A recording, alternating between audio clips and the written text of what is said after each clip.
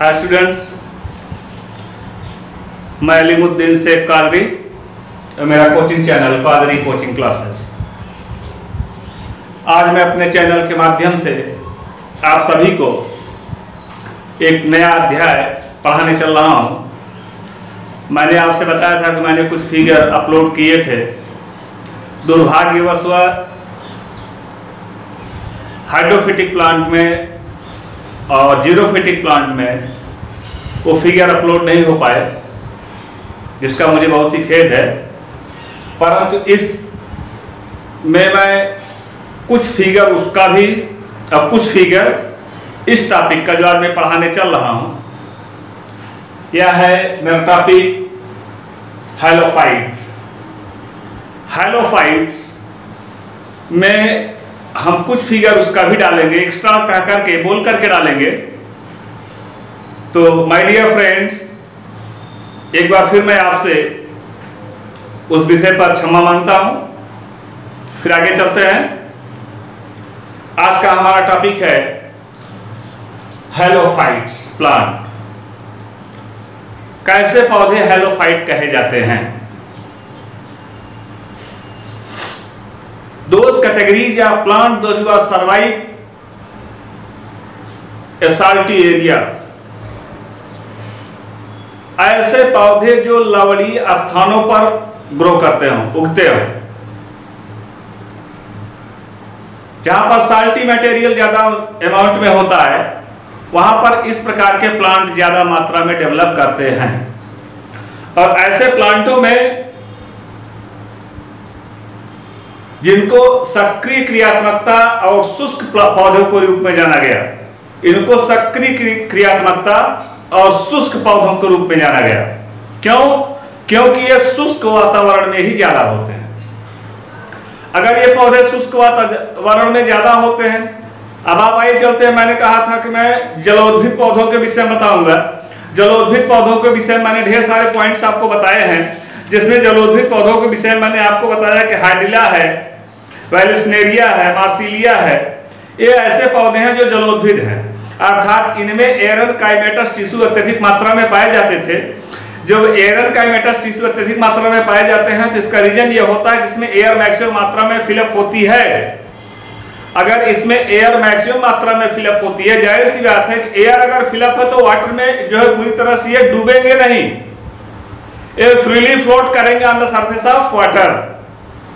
ये freely float करेंगे on the surface of water, क्योंकि इसमें एरन काइमेटस टिश्यू होता है। दूसरा, मैंने इसके आगे के विषय में बताया था, जीरोफिटिक प्लांट के विषय में मैंने बताया था। Those categories of plant those are survive on a terrestrial region, those regions those can not be survive to other categories of plants, and leaves are also be converts into spicules. Leaves are also convert into spicules।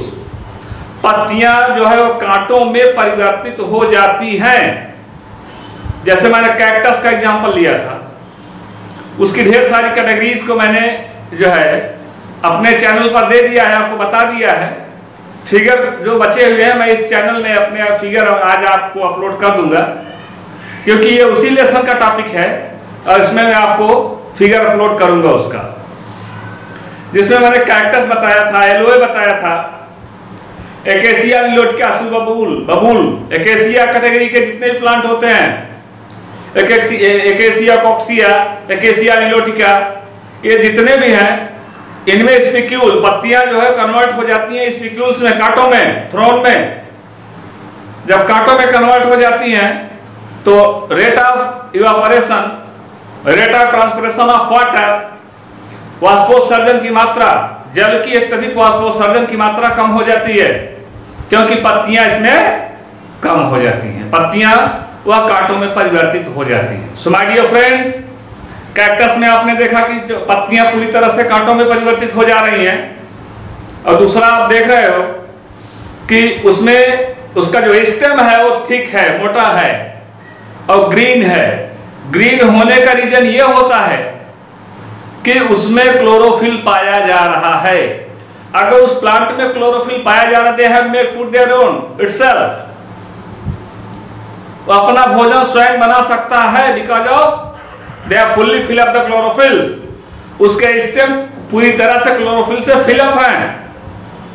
Secondary point मैंने discuss किया था कि उसमें leaf absent होती है, vascular bundle वो complete amount में नहीं पाए जाते, पूरी तरह से सुविकसित नहीं पाए जाते। उसमें जीरोफिटिक प्लांट की रूट्स काफी गहराई में जमीन में धंसी हुई होती हैं। रीजन यह होता है कि उनको काफी गहराई से वाटर को एब्जॉर्ब करना होता है। रीजन मैंने बताया कि काफी गहराई से वाटर को उनको एब्जॉर्ब करना होता है। तो इस लेक्चर में मैं अपने कुछ जीरोफिटिक प्लांट्स के भी फिगर अपलोड करूंगा, इसलिए मेरे तीनों टॉपिक आप लोग पूरी तरह से ध्यान से आप लोग रीड करेंगे, डिस्कस करेंगे, पढ़ेंगे उसको।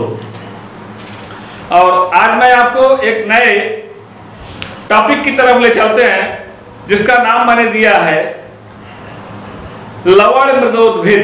लवण मृदोद्भिद जिसको कहा जाता है हाइलोफाइट्स। हाइलोफाइट्स, फाइटॉन से बना फाइट, फाइटॉन मीन्स प्लांट होता है।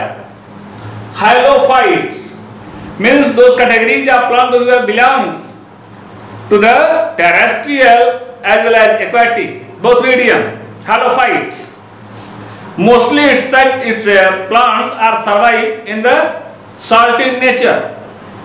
मुख्य रूप से ये पौधे salty nature लवणों में डेवलप करते हैं, लवणोद्भिद होते हैं, लवणों में डेवलप करते हैं।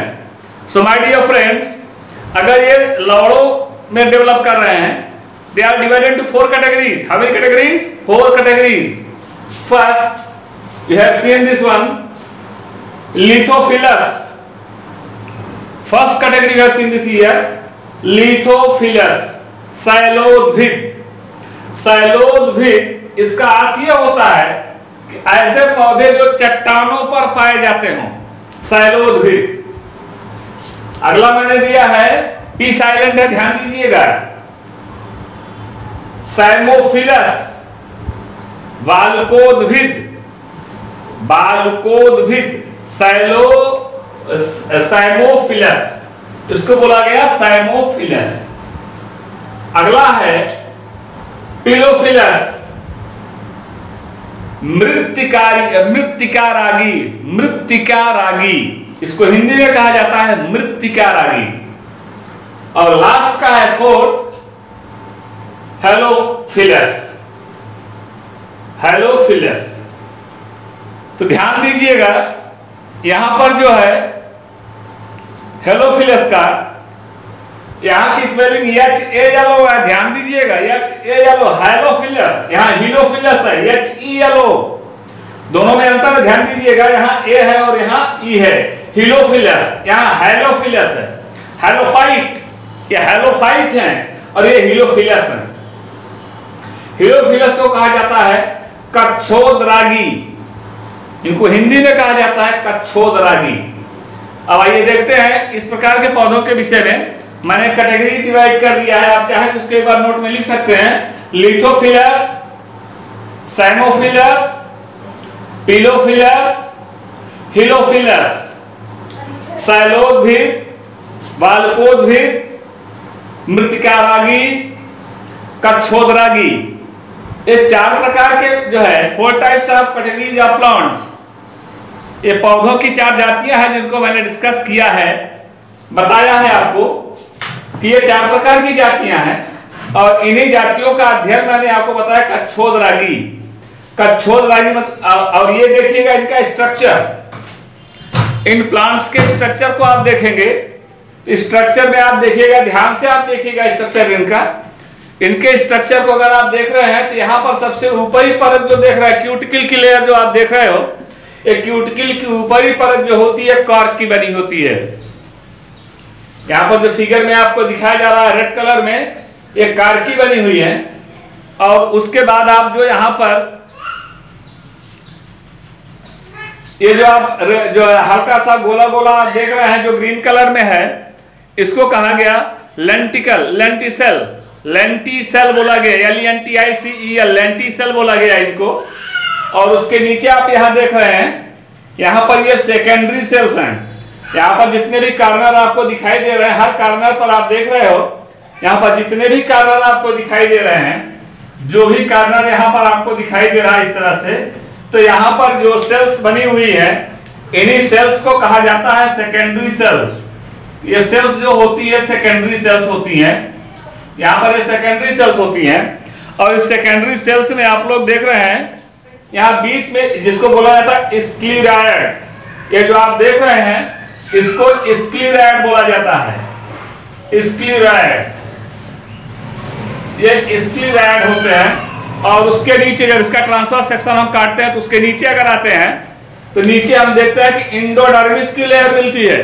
ध्यान रहे, प्लांट के रूट या स्टेम का सेक्शन काटने के बाद अगर इंडोडर्मिस, पहले एपिडर्मिस उसके बाद इंडोडर्मिस, इंडोडर्मिस लेयर के बाद अगर आप लेयर का स्टडी करते हैं तो आपको पेरिसाइकिल मिलती है।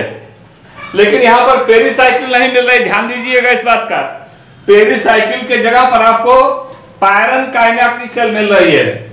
यहाँ पर एक पायरनकाइमा की सेल मिल रही है। पायरनकाइमेटस होते हैं जो है, और मृदुतकीय होते हैं, पायरनकाइमेटस होते हैं। और उसके नीचे आप देख रहे हैं यहाँ पर जो कई कलर में, कई जो है ब्लैक कलर में दिखाया गया, जो काफी थिकेंड है, इनको जाइलम बोला गया। और बीच बीच में यहाँ पर ये फ्लोएम होते हैं। ये होता है पूरे पौधे का प्लांट स्ट्रक्चर। और आप देख सकते हैं कि इनके बीच में स्पेस ज्यादा अमाउंट में दिखाई दे रहा है। अगर बीच में स्पेस इसमें ज्यादा अमाउंट में दिखाई दे रहा है तो जाहिर सी बात है कि इसमें एयर फिलअप हुई होगी। अगर इसमें एयर फिलअप है तो इसमें एयर भरी हुई है, इसलिए इसको हम कहते हैं कि एयरनकाइमेटस है। क्या है? एयरनकाइमेटस है। सो माय डियर फ्रेंड, इस तरह की चारों जातियां, अगर इन चारों स्पीसीज को हम एक साथ डिस्कस करते हैं तो इनको कहा जाता है मैंग्रोव स्पीसीज। क्या बोलते हैं इनको? Mangrove species. मैंग्रोव कहा जाता है जो है, जो कक्षोदरागी होते हैं। और इनको मैंग्रोव नाम इसलिए दिया गया क्योंकि ये उष्णकटिबंधीय क्षेत्रों में, उष्णकटिबंधीय क्षेत्रों में अत्यधिक मात्रा, जहां की एरिया पूरी तरह से उष्णकटिबंधीय होती है, काफी अमाउंट में एरिया उष्णकटिबंधीय होती है, वहां पर ये मैंग्रोव प्रजाति के पौधे पाए जाते हैं, अर्थात उष्णकटिबंधीय पौधे पाए जाते हैं। तो इसीलिए इनको कहा गया कि ये जो है उष्णकटिबंधीय है या मैंग्रोव प्रजाति के पौधे हैं। जिसमें वेलांचली नामक पौधा, ऐसा पौधा होता है जो बहुत ही ज्यादा इंपॉर्टेंट होता है, जिसका नाम दिया गया वेलांचली। और दूसरी स्थिति देखिएगा, ये पौधे मुख्य रूप से बंबई, केरला, बंगाल, अंडमान, निकोबार ऐसे समुद्री तटों पर ये ज्यादा मात्रा में देखने को मिलते हैं। अर्थात समुद्री तटों पर ज्यादा मात्रा में देखने को मिलते हैं। इसका रीजन क्या है? इसका रीजन, अगर समुद्री तटों पर मिल रहे हैं तो समुद्री तटों पर माय डियर फ्रेंड्स वहां पर साल्टी एरिया ज्यादा होंगी, लवणों की मात्रा वहां पर काफी ज्यादा होगी, लवण वहां पर काफी ज्यादा मात्रा में होंगे, साल्ट वहां पर काफी ज्यादा मात्रा में होंगे। अगर साल्ट वहां पर काफी ज्यादा मात्रा में है, लवण वहां पर काफी ज्यादा मात्रा में है, तो वहां पर अन्य जात के पौधे जो है ग्रो नहीं कर सकते, डेवलप नहीं कर सकते, उग नहीं सकते हैं। वहां पर उसी जात के पौधे ज्यादा मात्रा में उगेंगे जहां पर की लवण ज्यादा मात्रा में पाए जाएं। तो आपने देखा। अब हम बताएंगे इसके सिग्निफिकेंट फीचर क्या है। पहले हम आपको बताते हैं बाह्य लक्षण क्या होते हैं इसके, जो है एक्सटर्नल फीचर क्या होता है इसका। तो इसके एक्सटर्नल फीचर को देखा जाए तो ध्यान से हम इसके एक्सटर्नल फीचर को देखें कि इनका बाह्य लक्षण क्या होता है। तो बाह्य लक्षणों के आधार पर अगर इनका वर्णन करना शुरू करें तो सबसे पहले हम देखते हैं इनमें तना आता है। क्या आता है? तना आता है। तना इनका बाह्य लक्षणों के रूप में आएगा।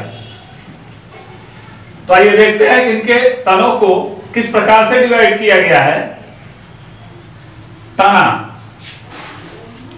तने को हम कहते हैं जो है, आप लोग अच्छी तरह जानते हैं, इसको स्टेम बोला जाता है।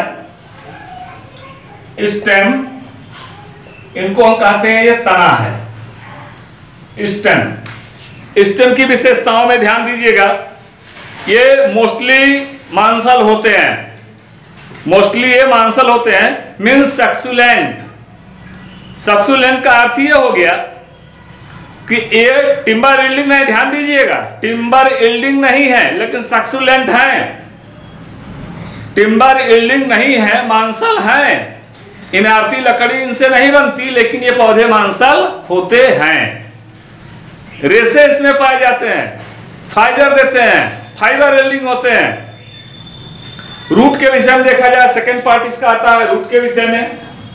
रूट के विषय में अगर हम देखते हैं, रूट का मतलब होता है जड़। जड़ से आशय यह होता है कि ये पौधे गति नहीं कर सकते, जड़ है, जड़वत है। जहां पर ये पाए जाएंगे उनकी स्पीसीज वहीं पर डेवलप करेगी, तो जड़ है रूट। तो लवणोद्भिद की जड़ें जो है एक विशेष प्रकार की जड़ों में इनकी गणना की जाती है। ये जड़ें शाखित होती हैं और ऋणात्मक गति करती हैं। गतियां जो होती है उसमें ऋणात्मक होती है, अर्थात धनात्मक का अर्थ होता है जो जमीन से ऊपर की तरफ उभर करके चलती हो, रहेंगी सॉइल में लेकिन जमीन में उभर करके चलेंगी। लेकिन यहाँ पर स्थिति इसके विपरीत है, ये डायरेक्टली निगेटिव मूवमेंट करती हैं। इनका मूवमेंट डायरेक्टली निगेटिव होता है, सीधी तरह से ये नीचे की तरफ गति करती है, इनको निगेटिव बोला गया। अर्थात ये गुरुत्वाकर्षण जो होता है उसी के अनुसार ये जमीन में नीचे की तरफ जो है ये गति करती रहती है और दलदल से निकल करके धीरे धीरे इसमें स्पिक्यूल की तरह से बाहर आ जाती है। इस तरह से आप देखेंगे, जैसे सपोज करिएगा ये प्लांट हो गया और यहाँ पर ये जो है लैंड हो गई। ध्यान दीजिएगा, इस तरह से इसमें, इस तरह से इसमें, इस तरह से इसमें ऐसे निकले रहते हैं। ये साल्टी एरियाज के हैं। इस तरह से इसमें एरिया जो है, इस तरह से इसकी एरिया देख रहे हैं आप, इस तरह से ऐसे इसमें निकले हुए होते हैं, साल्टी एरियाज के हैं। तो इनका काम क्या होता है? इनका काम होता है कि लवणों को जो है ये एडॉप्ट कर लेते हैं, ग्रहण कर लेते हैं। जैसे आप लोगों ने देखा, अगर अपने यहाँ हम नारियल के पौधे को लगाते हैं तो उसमें हम नमक डालते हैं, लेकिन समुद्री तटों पर अर्थात समुद्र के किनारे जो नारियल के पौधे होते हैं वहां पर नमक को डालने की कोई आवश्यकता नहीं होती। रीजन उसका यह है कि वहां पर साल्ट, नमक उनको मिलता रहता है, साल्ट उनको मिलता रहता है, इसलिए वहां पर नमक डालने की कोई आवश्यकता नहीं होती है। तो इस तरह से आपने देखा ये क्लाइमेट से, वायुमंडल से कार्बन डाइऑक्साइड और ऑक्सीजन का आदान प्रदान करते रहते हैं। अर्थात भोजन बनाने के लिए एक कार्बन डाइऑक्साइड को लेते हैं और भोजन जब बन जाता है तो ऑक्सीजन को रिलीज करते हैं। इसका मतलब क्या निकला कि ये समुद्री तटीय एरिया को, समुद्र तटीय एरिया को पूरी तरह से स्वस्थ रखते हैं और स्वच्छ रखते हैं, स्वस्थ रखते हैं और स्वच्छ रखते हैं। इसीलिए लोग ऐसे समय में आसानी पूर्वक समुद्र तटीय एरिया में जाते हैं घूमने के लिए। उसका रीजन ये होता है, उसका कारण ये होता है कि वहां पर आप लोगों ने देखा कि ये जो पौधे जा रहे हैं, ग्रो कर रहे हैं, तो वहां पर ये कार्बन डाइऑक्साइड की मात्रा इनको जो है वो, पौधे ज्यादा मात्रा में कार्बन डाइऑक्साइड को ले लेते हैं और अगर ज्यादा मात्रा में पौधे कार्बन डाइऑक्साइड को ले रहे हैं तो ऑक्सीजन को उतनी ही मात्रा में क्या करते हैं, ये रिलीज भी करते हैं। तो आप कार्बन डाइऑक्साइड को तो ले रहे हैं लेकिन ऑक्सीजन को उतनी ही ज्यादा मात्रा में रिलीज भी कर रहे हैं। तो यह कार्य जो होता है यह पत्तियों पर बने हुए अनेक प्रकार के छिद्रों के द्वारा होता है। माय डियर फ्रेंड्स, पत्तियों पर बने हुए अनेक प्रकार के होल्स होते हैं स्टोमेटा के, और जो स्टोमेटल होल्स होता है उसी के द्वारा ये आसानी पूर्वक जो है कार्बन डाइऑक्साइड को लेते हैं और ऑक्सीजन को बाहर निकालते हैं। यह इनके जो है पत्तियों के विषय में हो गया। पत्तियां इनकी सदाहरित होती हैं। सदाहरित होने का रीजन होता है कि ऑल टाइम हमेशा जब से पौधा डेवलप करेगा और जब तक पौधा डेवलप करता रहेगा, whole life time of period, इनकी पत्तियां जो होती हैं वो हरी होती हैं। हरी होने से अभिप्राय ये होता है कि ये इनमें क्लोरोफिल प्रचुर मात्रा में भरा हुआ पाया जाएगा। अगर इसमें क्लोरोफिल प्रचुर मात्रा में भरा हुआ पाया जा रहा है तो जाहिर सी बात है कि ये पत्तियां हरी होंगी। हरी होने के साथ साथ पतली होती है, छोटी होती है और साथ ही साथ चर्मिल होती हैं। चर्मिल होती है, चर्मिल का अर्थ क्या होगा? चर्मिल होती है अर्थात इसमें स्पिक्यूल, कांटे भी, थ्रोन जैसे कांटे जैसी संरचनाएं भी होती हैं और इनके ऊपर देखेंगे आप एक प्रकार की लेयर दिखाई देगी, मोटी लेयर दिखाई देती है जिनको चर्मिल बोला गया। सो माय डियर फ्रेंड्स, इस तरह से आपने पत्तियों के विषय में देखा। अगला देखिए, अगला इनका इंपॉर्टेंट कमेंट होता है सजीव प्रजता। सजीव प्रजता जिनको कहा गया विविपैरी सजीव प्रस्ता कहा गया विविपैरी को। तो कुछ ऐसे भी लवणोद्भिद होते हैं जिसमें सजीव प्रस्ता दिखाई देती है और उनमें बीजों का अंकुरण फलों के अंदर ही हो जाता है। बीजों का अंकुरण फलों के अंदर ही हो जाता है। उनको कहा जब बीज का अंकुरण फलों के अंदर ही हो, अंकुरण फलों के अंदर हो जाता है। जैसे मैं आपको एक एग्जांपल बता रहा हूं, इसका एग्जांपल मैं दूसरा एग्जांपल ले रहा हूं। जैसे आप लोगों ने देखा कटहल का है, इसमें कटहल का सीजन चल रहा है। कटहल का फल यदि पूरी तरह से कटहल पक गया, पेड़ में कटहल पूरी तरह से पक गया है, आप लोग देखोगे अगर उसके बीज को हम बाहर निकालते हैं तो उसमें से अंकुर भी बाहर निकले हुए होते हैं, जबकि वह कटहल जो बीज उसका निकाल रहे हैं अभी वो फल के अंदर ही बंद है। तो ऐसी कंडीशन में बीज जो होते हैं वो फल के अंदर ही होते हैं, जबकि वहां पर ये प्रजनन की क्रिया उनकी, जनन की क्रिया उनकी, रिप्रोडक्शन की क्रिया उनकी जो है स्टार्ट हो जाती है। और वहां पर ऐसी क्रिया को जो कहा जाता है सजीव प्रजता, क्या बोलते हैं इनको? सजीव प्रजता बोलते हैं। माय डियर फ्रेंड्स, इस तरह से आपने देखा कि मैंने आपको मैंने आपको लवण मृदोद्भिद पौधों के विषय में आज हमने आपको बताया। अब आइए चलते आगे बढ़ते हैं। इसी में मैं आपको बता रहा हूं इनके रूट के विषय में, जड़ों के विषय में। जड़ें इनकी तीन भागों में बांटी गई हैं। कुछ तो होती है एरियल, वायवी, जैसे ये जड़ें आप देख रहे हो वायु में बाहर निकली हुई है, मुख्य तना ये है, और ये जड़ें बाहर निकली हुई है वायवी होती हैं। जो वायवी है, कुछ जो होते हैं जो भूमिगत होती हैं, जमीन के नीचे, जमीन में आसानी पूर्वक वो धसी होती, जमीन में आसानी पूर्वक धसी हुई, भूमिगत होती हैं, नीचे की तरफ धसी हुई होती हैं। कुछ को एरियल बोला गया, कुछ को सब ट्रेंस बोला गया। सब टेरेंस माने भूमिगत, जो भूमि में, या सबट्रेनियन बोल लीजिए उनको तो और अच्छी बात है, सबट्रेनियन। तो इसका अर्थ यह हो गया कि सबट्रेनियन वो जमीन में भूमिगत अर्थात जमीन में नीचे चलती हुई आगे बढ़ती चली जाती हैं। और इसमें कुछ और भी विशेषताएं होती हैं कि इनमें एक विशेष प्रकार का टैनिन निकलता है। टैनिन माय डियर फ्रेंड्स कहा जाता है एक विशेष प्रकार के गोंद को। टैनिन स्राव होता है, यह स्राव उसमें से निकलता रहता है और उस स्राव का आदमी जो है कई रूपों में यूज करता है, कई रूपों में उस स्राव का यूज करता है। तो इस तरह से इनके स्राव का भी यूज कर लिया जाता है और पौधा आसानी से डेवलप भी करता रहता है। अगले देखिएगा, तो तने का अगर हम स्ट्रक्चर देखें तो ये देखते हैं, इसका फिगर यहां पर मैंने बनाया है। इस फिगर के विषय में मैंने कहा है ये राइजोफोरा का प्लांट है। राइजोफोरा जो प्लांट का स्ट्रक्चर यहां पर बनाया गया है वो राइजोफोरा का है। इस राइजोफोरा के स्ट्रक्चर में आप लोग देखिएगा ध्यान से, ऊपर यहां पर ये जो होती है इनको लेंटिकल सेल बोला गया है।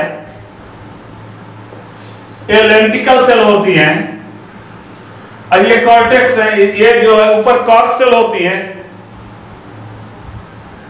ये कार्क है।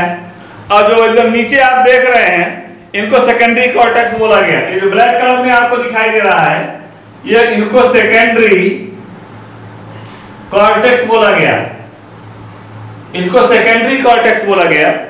उसके नीचे आप लोग स्क्लेराइड देख ही रहे हैं, सेकेंडरी सेल ग्रोथ आप देख ही रहे हैं और बीच बीच में एयर जो है आसानी पूर्वक फिलअप है, ये इसको आप देख ही रहे हैं।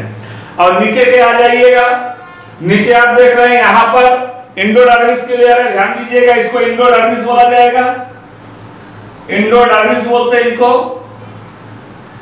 ये इंडोडर्मिस हो गया। उसके नीचे पैरेन्काइमा, ध्यान दीजिएगा, मैंने कहा था अभी मैंने इसके पहले एक्सप्लेन किया है कि इंडोडर्मिस के नीचे पेरिसाइकिल होती है, लेकिन यहाँ पर पेरिसाइकिल ना होकर के एक सेकंड टाइप्स ऑफ सेल्स होती है जिनको पैरेन्काइमा बोला जाता है। क्या बोला जाता है? पैरेन्काइमा बोला जाता है। ध्यान से सुनिएगा, पैरेन्काइमा, कोलेनकाइमा और sclerenchyma. Parenchyma, collenchyma and sclerenchyma. There are 3 types of tissues. Those are simple या कई plants. साधारण रूप से पौधों में यही 3 प्रकार के ऊतक पाए जाते हैं, टिश्यू पाए जाते हैं, पैरेन्काइमा, कोलेनकाइमा और स्क्लेरेनकाइमा। तो यहाँ पर ये जो पैरेन्काइमा आप देख रहे हैं मृदुकी देख रहे हैं, ये यहां पर पाए जाते हैं। तो इस तरह से आपने देखा कि इसकी अधस त्वचा बहुस्तरीय होती है। अधस त्वचा जो होती है, तने की अधस त्वचा जो होती है वो बहुस्तरीय होती है और कैल्शियम ऑक्सलेट के क्रिस्टलन से बनती है। कैल्शियम ऑक्सलेट के क्रिस्टलन से बनती है। अगर इसके क्रिस्टलन से बन रही माय डियर फ्रेंड्स, तो जाहिर सी बात है कि इसमें ये हार्ड होंगी, सॉफ्ट नहीं होनी है, ये हार्ड होंगी, एक दूसरी सेल से इस प्रकार से अटैच होंगी, इनको डिटैच करना मुश्किल हो जाएगा। इतना हार्डली अटैच होंगी, इनको डिटैच करना मुश्किल हो जाएगा। अगर डिटैच करेंगे तो ये ब्रेक कर जाएंगी, टूट जाएंगी। तो इससे आपने देखा इसमें कुछ एच आकार की कंटिकाएं भी पाई जाती हैं। कंटिकाओं के पाए जाने का रीजन ये होता है, ये अपने प्लांट को प्रोटेक्शन प्रोवाइड करती हैं। क्या करती हैं? कंटिकाओं का पाया जाना प्लांट के लिए प्रोटेक्शन को प्रोवाइड करना होता है। किसी भी प्लांट के केस में अगर आप देखेंगे कि कंटिकाएं पाई जा रही हैं, किसी भी प्लांट के केस में आप देख लीजिए जिसमें भी स्पिक्यूल्स पाए जा रहे हैं, कांटे पाए जा रहे हैं, कांटों का, गुलाब में देखिए कांटे पाए जा रहे हैं। अगर गुलाब में कांटे पाए जा रहे हैं तो आप गुलाब को तोड़ने जाएंगे तो एक बार आपको उलझा लेते हैं। बेर में देखिए कांटे पाए जा रहे हैं, आप बेर को पकड़ने जाएंगे तो वहां पर बेर से आपके कपड़ों में फंस जाता है। तो ये कंटिकाएं जो होती है एक प्रकार से फलों की सुरक्षा के लिए होती है, फूल की सुरक्षा के लिए होती है, फ्लावर के प्रोटेक्शन के लिए होती है। ये आसानी से प्रोटेक्शन प्रोवाइड करती है माय डियर फ्रेंड्स। तो इस तरह से आपने देखा कि ये विभिन्न प्रकार की स्थितियां जो मैंने बताया अभी आपको, ये सारी की सारी स्थितियां मज्जाएं, इनमें जो है वो कंटिकाओं के रूप में और भी स्थितियां पाई जाती हैं। और पत्तियों का भी सेक्शन मैंने, लीफ का, सारी स्टेम का मैंने सेक्शन आपको काट करके दिखा दिया है। यहाँ पर मैंने स्टेम का सेक्शन आपको काट करके दिखा दिया है। अब मैं कुछ सिम्टम जो है बताने चल रहा हूं माय डियर फ्रेंड्स, इसको आप लोग फिर से एक बार ध्यान दे लीजिएगा कि मैंने हाइड्रोफाइट, मिजोफाइट और जीरोफाइट, जलोद्भिद, समोद्भिद और मरोद्भिद, ये 3 प्रकार के पौधों के विषय में बताया है। और ये चौथा जो मैंने बताया है हेलोफाइट प्लांट्स, इसको कहा गया लवणोद्भिद। ये लवणोद्भिद है, जहां पर लवण ज्यादा मात्रा में पाए जाते हैं। तो इनको चूंकि मिट्टी में सॉल्ट डिजॉल्व है, सॉइल में सॉल्ट डिजॉल्व है, इसलिए कहा जाता है इनको लवण मृदोद्भिद। क्या बोलते हैं इनको? लवण मृदोद्भिद बोलते हैं इनको। क्यों? क्योंकि अगर कोई पूछता क्यों इनको लवण मृदोद्भिद कहा जाता है, आप बोलेंगे इसलिए इनको लवण मृदोद्भिद कहा जाता है क्योंकि इसमें सॉइल में साल्ट पर्याप्त मात्रा में पाए जाते हैं, इसलिए इनको लवण मृदोद्भिद का नाम दिया गया। तो इस तरह से आपने देखा कि यहां पर ढेर सारे पॉइंट्स ऐसे रहे जो मैंने आपको बताया। एक बार फिर मैं पूरे लेसन का सारांश आपको बताने चल रहा हूं। पूरे लेसन के सारांश में आपने देखा, मैंने इस लेसन में जो है, जो जलीय पौधे हैं, स्थलीय पौधे हैं, मरुस्थलीय पौधे हैं और लवण मृदोद्भिदीय पौधे हैं, इस 4 प्रकार के पौधों के विषय में मैंने अध्ययन आपको कराया।